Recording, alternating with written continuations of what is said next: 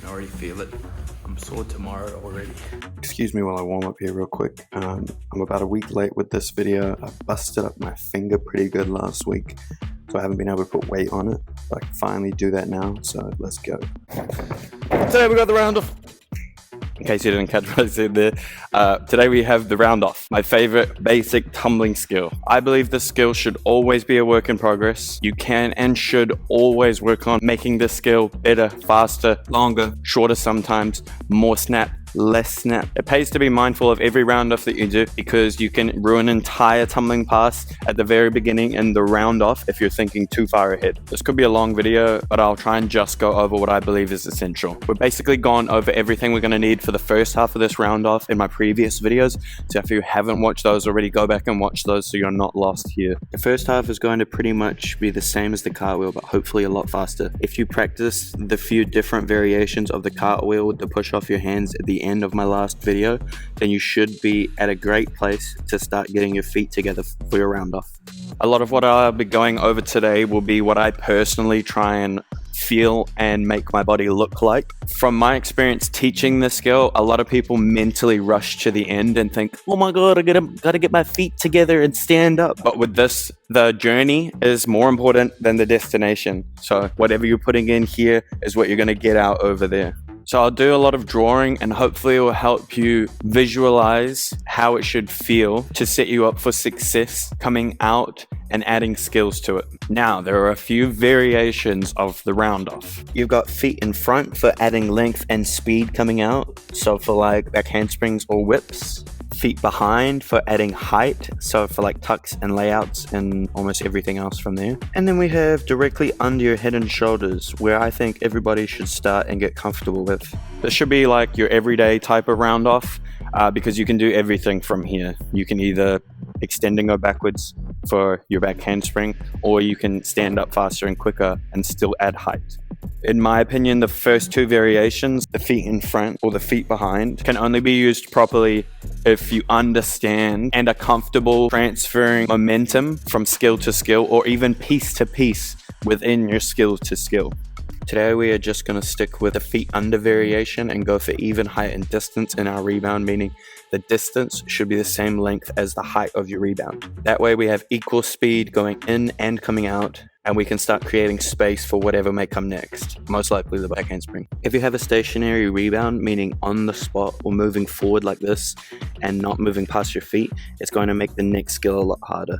Now, this is where I feel like my brain works a little bit different to some others, because everybody talks about length, and that is important. Making things long and having length for everything is important. But what I'm talking about right here and right now is length in the rebound. Not just length, but height as well, but length in the rebound to create space for the next skill. So say I do my round off across the floor and I'm stopping right here. I haven't created space for the next skill. So I need to be comfortable transferring momentum through this round off from here to where I want that skill to finish. So transferring momentum over your feet through where that next skill will be.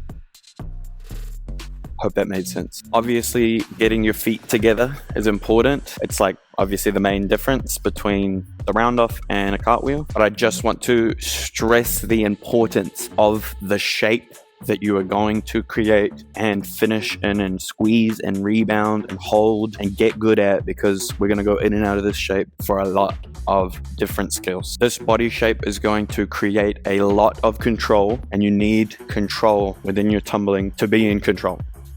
Now, this is the part of tumbling that a lot of people don't want to get good at, but you need to learn to love it. If you don't want to get good at this stuff, good luck to you from here on out. I want you to know that tumbling is not easy, and if you don't put in the hard work behind the scenes, you will struggle. We have to go over some shapes that we're going to use everywhere. First shape is going to be the hollow body or the dish. The first thing we're going to go over is our head position for this shape. We're going to keep our head in the whole time, and we're going to try and keep our chest as rounded inward as we can. We're going to go over sitting up and laying down while keeping our head still. You can even roll up and back and try and keep that head off the floor as best you can. This is where I believe your head should be for almost all of your tumbling.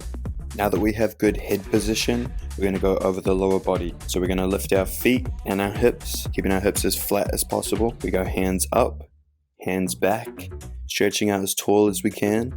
You want to be able to hold or at least struggle through this for a minute. I say hold because for the next piece of this shape, we don't want to break the hollow position. We're trying to extend behind our head and ears with our arms holding the hollow shape. Hips should be as flat as possible when your hands get to the furthest point back here. This is a hollow or dish rock, and as you can see, it's not that easy. Get familiar with this shape.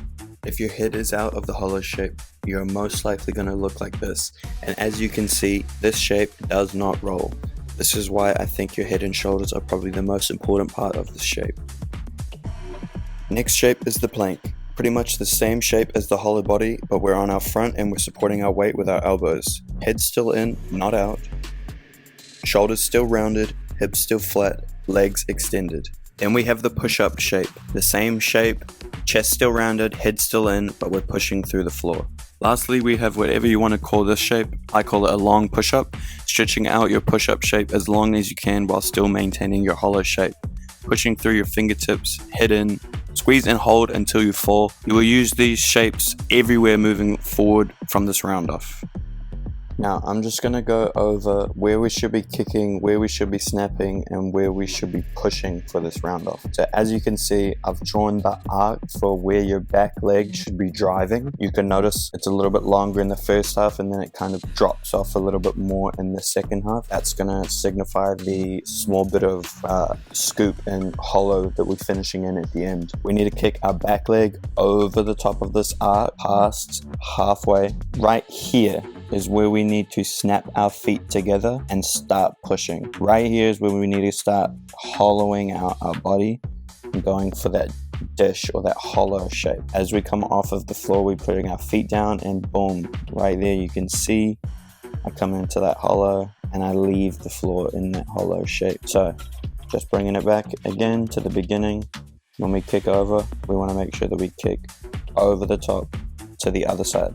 You can almost see that my hands are up here, kind of on the same angle where I want to kick my back leg up and over to. So I'm kicking over the top of my head as hard as I can, up to the top here where I want my feet to get together, and then I'm also trying to push through the floor here, push myself up and over my feet for that hollow shape here on this side. You want your kick to set your speed. So if you kick and split softly, it'll be harder to push off your hands. And if we're here, we are far from where we want to be. That's why you need to be comfortable with speed. When you snap your feet together, it needs to be exactly that, a snap. I see this all the time too, where sometimes someone's trying to add speed and they shorten the whole first half of the round off. But if I break my shape here, I'll be in the same shape on the other side when I land on my feet. And now we should be kicking as hard as we possibly can. We should be pushing as hard as we can while we're snapping as hard as we can and trying to hit that hollow shape as hard as we can. When you punch the floor for your rebound, it's not a jump, it's a punch. We need full extension through our toes and quads as fast as you can when your feet touch the floor. Lift up with your shoulders and squeeze that hollow body shape we went over. Practice punching the floor like this, okay? It'll help you with the reaction time that you need to be pushing through the floor as you land. You need to make sure that that's super responsive coming through the floor. If you wait around and then jump, you're gonna lose a lot of your momentum. One thing that I had to do too many times to count when I was younger was round offs from here, from your knee. It makes you work a lot harder for the kick and the split, harder for the push, and harder to place your feet and hit that shape on the other side. But if you put that much aggression into your round off every single time, not just from the knee, then you'll never have to like run the whole floor for more power ever again. Always remember, keep it smooth through the beginning, the middle, even through the rebound. If it feels chopped up and broken even, it's going to be the same when you add more skills to that round off. I honestly think that I could make a never ending video about the round off. Who knows? I might even come back and redo another round off video. But I don't want to be here all day. So for now, those are the essential pieces of the round off. Like I said in the beginning, it should always be a work in progress, a masterpiece that you never finish, always adding, always evolving. Round off.